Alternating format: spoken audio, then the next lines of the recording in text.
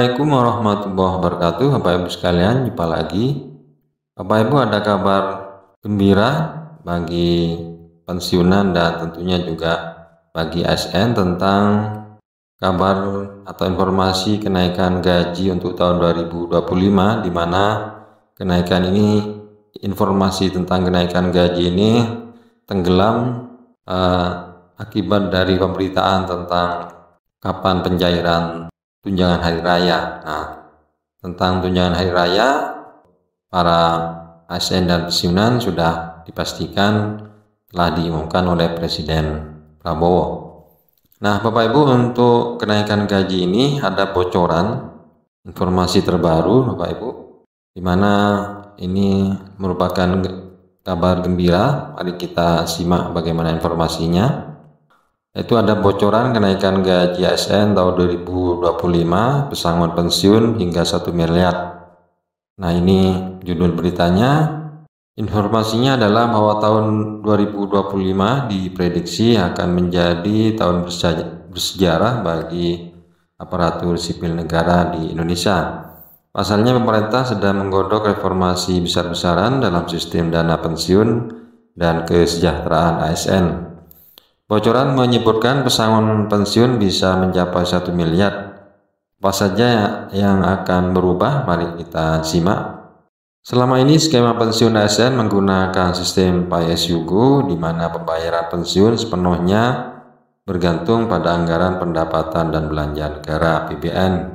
Sistem ini tidak hanya membebani negara hingga 121 triliun per tahun, tetapi juga dianggap tidak berkelanjutan, Bapak Ibu. Badan Pemeriksa Keuangan bahkan mengungkapkan bahwa pengelolaan dana pensiun saat ini masih jauh dari optimal.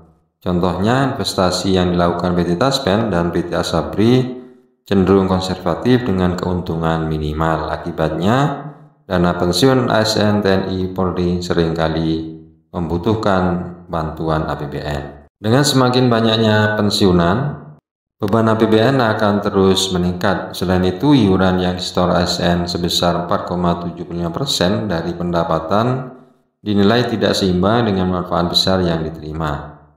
Nah, untuk itu pemerintah melihat perlunya transformasi menuju sistem yang lebih mandiri dan adil. Salah satunya adalah mencontoh negara-negara tetangga yang sudah menerapkan fully funded system. Nah, pemerintah saat ini tengah mengkaji dua opsi besar untuk menggantikan sistem lama.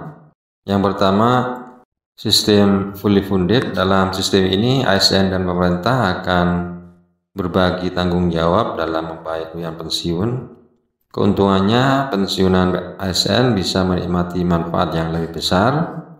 Kemudian pesangon sekaligus hingga 1 miliar atau pensiun bulanan hingga 20 jutaan bagi ASN dengan jabatan tinggi.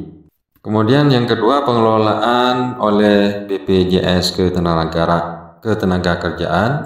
Pemerintah mempertimbangkan mengalihkan pengelolaan dana pensiun ASN ke BPJS Ketenagakerjaan. Dengan tata kelola yang lebih profesional, dana pensiun diharapkan bisa menghasilkan keuntungan investasi jangka panjang yang signifikan. Meski menjanjikan, informasi ini memunculkan beberapa kekhawatiran. Salah satunya adalah pencairan dana pensiun dalam jumlah besar sekaligus yang berisiko jika penerima tidak bijak dalam pengelolaannya.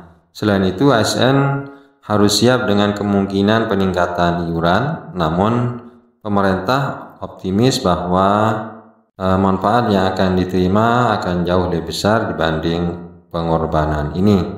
Tidak hanya untuk ASN, informasi ini juga untuk memperluas program dana pensiun ke pekerja informal. Dengan iuran hanya 3% dari upah minimum, pekerja informal kini bisa merasakan manfaat pensiun. Langkah ini diyakini tidak hanya meningkatkan kesejahteraan masyarakat, tetapi juga mendorong pertumbuhan ekonomi nasional. Dana pensiun yang dikelola dengan baik dapat menjadi salah satu pendorong utama investasi jangka panjang di Indonesia. Pemerintah berkomitmen untuk tidak hanya meningkatkan kesejahteraan ASN melalui kenaikan gaji, tetapi juga memastikan masa pensiun mereka lebih terjamin. Dengan informasi dana pensiun ini, ASN tak hanya akan merasa dihargai, tetapi juga bisa lebih tenang mempersiapkan masa depan. Nah, kita tunggu Bapak Ibu apakah tahun 2025 ini akan menjadi era baru bagi ASN khususnya pensiunan di Indonesia. Kita tunggu, semoga menjadi lebih sejahtera. Amin.